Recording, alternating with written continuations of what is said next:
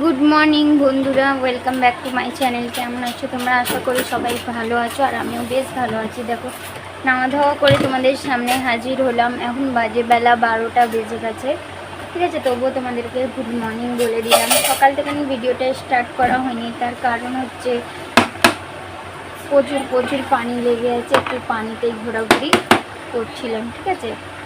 তো তার জন্য আমি তোমাদের সামনে আসতে পারিনি। আমাদের দরজা পর্যন্ত চলে এসছে পানি, তো তাই। আর থেকে থেকে এত জোরে জোরে বৃষ্টি হচ্ছে যে কিছু বলার কথা না। তো তোমাদের ওখানে কোথায় কোথায় বৃষ্টি হচ্ছে অবশ্যই আমাকে কমেন্ট করে জানাবে, ঠিক আছে। তো আমার পাকা দাদির কথা শুনতে পাচ্ছ? বলছে বলো না, এবারে ডুবে যাবে। তো আমি চাল বের করে নিলাম, এবারে ডালটা বের করে নিই। আর তোমার দাদুভাই দেখো গরুর মাংস এনেছে, তো গরুর মাংস 2-3টে আলু দেবো, 2-3টে আলু দিয়ে রান্না করব, ঠিক আছে। আর আমার ঘরটা দেখো, বাইরে রোদ্দুর হয়েছিল বেশ ভালো সকাল থেকে, তো ভাবলাম সব ওই জন্য তোমাদের সামনে আসা হয়নি আরও। তো ভাবলাম একটু করে নিই, সব রোদ্দুরের কাপড়গুলো দিয়ে দিই। কিন্তু কাপড়গুলো দেওয়ার পর অনেকক্ষণ পর এত জোরে বৃষ্টি, কিছু বলার কথা না। সে হাঁড়িটা কোথায় রাখলাম, ডালের হাঁড়ি ওইখানে আছে। তো অর্ধেক জামা, অর্ধেকের বেশি দিয়েছিলাম, শুধু এই দুটো ছিল আর এখানে এই দুটো, তো এইগুলোই দিইনি। তারপরে দেখো তোমাদেরকে আমি দেখাচ্ছি ঘরে কাপড়ের অবস্থা।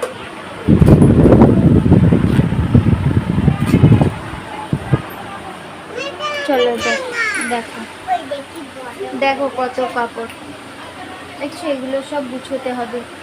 আর এইটা হচ্ছে ক্যাঁতা, মারিয়ামের ক্যাঁতা, এটা হচ্ছে আমাদের ক্যাঁতা। তো এগুলো দূরে দিয়েছিলাম, কারণ এগুলো কিরম একটা গ্যাস গ্যাস লাগছিল, আমি গ্যাসগুলো কেটে যাক। ও বাবা, কি গ্যাস কাটবে, এত জোরে বৃষ্টি, তাড়াতাড়ি করে তুললাম। আর তাকে দেখো পয়সা নিয়ে খেলছে, ঠিক আছে। তো তোমাদেরকে সব কিছুই দেখিয়ে দিলাম, সব কিছুই তোমাদের সাথে শেয়ার করলাম, সকাল থেকে কী করছিলাম না করছিলাম। এবারে হচ্ছে রান্না করার পালা রয়েছে, যেহেতু 12টা বেজে গেছে, আজকে রয়েছে শুক্রবার, তোমার দাদা ভাই তো চলে আসবে, ঠিক আছে। তো চলো, আমি বেশি দেরি না করে একদিকে ভাত একদিকে ডাল চাপিয়ে দিই, চাপিয়ে তারপরে হচ্ছে না চাল ভাজা না, এদেরকে আজকে চাল ভাজা করে দিতে হবে, বড্ড আমার মাথা খারাপ করে দিচ্ছে। ঠিক আছে, করে দেবো। তো চলো ধুয়ে ধায়ে নিই, ঠিক আছে, ধুয়ে নিই, তারপরে চাপাবো। তো চলো আসছি, পরে আসছি, তোমাদের সামনে দেখতে হবে। গুড ইভিনিং বন্ধুরা, তোমাদের সামনে এক চোট এসে সকালবেলা থেকে নেই, বিকেলবেলা এসেছি আর চা চাপিয়ে দিয়েছি। এতে আছে মেয়েদের দুধ। চলো তোমাদেরকে এখন দেখিয়ে দিই, তখন আমার আসা হয়নি গো তোমাদের সামনে, একটু বিজি ছিলাম, পানি ফানি হচ্ছিল, তো সেই জন্য দেখো গরুর মাংস আর আলু দিয়ে করেছি। দেখো গলে গেছে পুরো। এটা হচ্ছে ডাল, আজকে জিরে দিয়ে ভাগার দিন। এতে হচ্ছে ভাত, ঠিক আছে। আর দেখো মেয়ে খেলছে পয়সা নিয়ে, পয়সাকে রান্না করছে। চাদর ফাদর সব ঠিকই আছে, শুধু বালিশগুলো ঠিক করে রেখে দিলে হয়ে যাবে।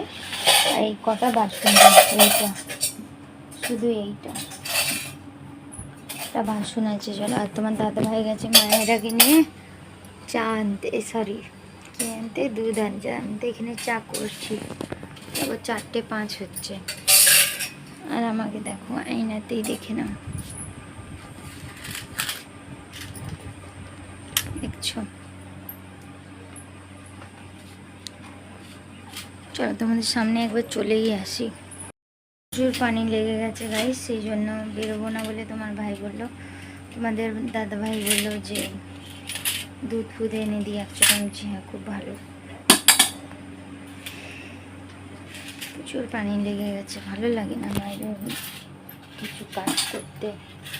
টয়লেট করতে যেতেও ইচ্ছা করছে না, মনেই হচ্ছে যে বাইরে বেরোয়। প্রচণ্ড তো বৃষ্টি জোরে এলো, সব কাপড় তুলে নিয়েছিলাম।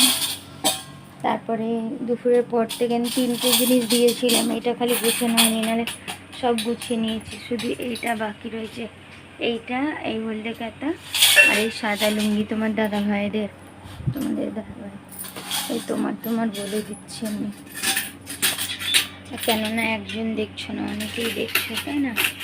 তো এইগুলো গুছিয়ে নিলে আমার কাজ ফিনিশ হয়ে যাবে। এদিকে 2টো থালা, চাকা বা থালা।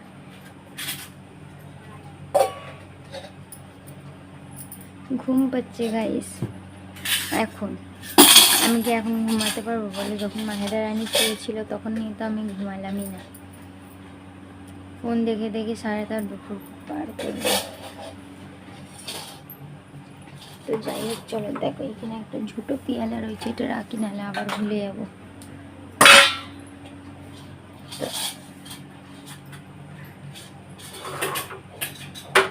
চাটা হয়ে যাক, চাটা হয়ে গেলে চা ফা খেয়ে নেবো। চা ফা খেয়ে সব কাজ ফাজ করতে হবে। সব কাজ করে। কি রান্না করেছিস দেখো বাবা, বাবেরই টেস্ট হয়েছে। চা চাপিয়ে দেখো, আমি শুয়ে গেছি এখানে, দেখতে পাচ্ছ?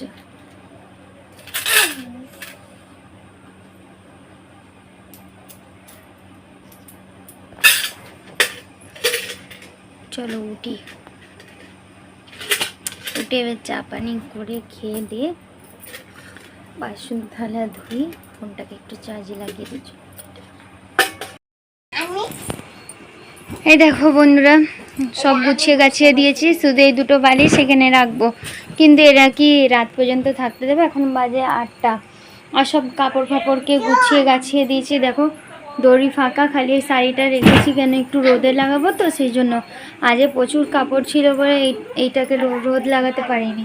আর এইটা একটা ভিজে রয়ে গেছে, আর মাহেরার জামাগুলো এখানে দেখো গ্যাসের উপরেও গুছানো রয়েছে, নিচে সব কিছু গুছানো রয়েছে, দেখো, ঠিক আছে? এগুলো পেপার ফেলে দিই বাইরে, তাহলেই হয়ে যাবে। চলো পরে আসছি। এইটা আমার মেয়েরা উঠে বসে, চলো আসছি পরে, একটু লাইটে আসবো।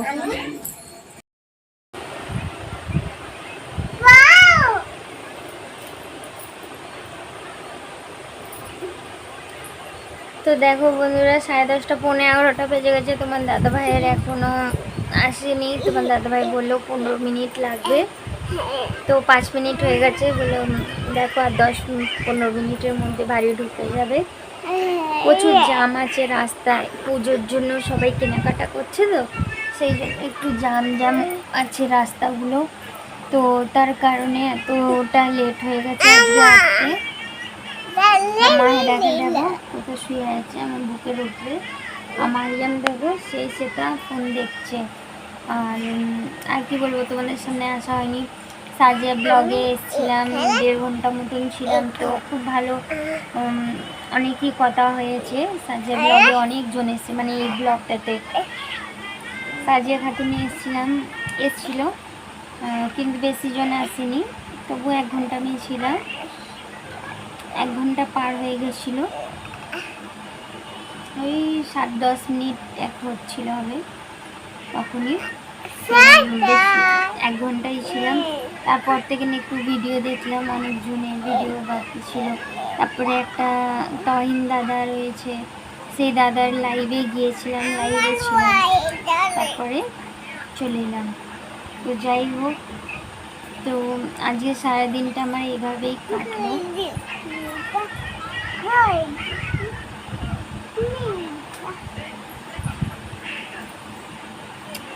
একটু আলসি করে দিনটা কাটলো। দিনটা বেশ ভালো কাটেনি, খারাপও কাটেনি, ঠিক আছে? তো যাই হোক,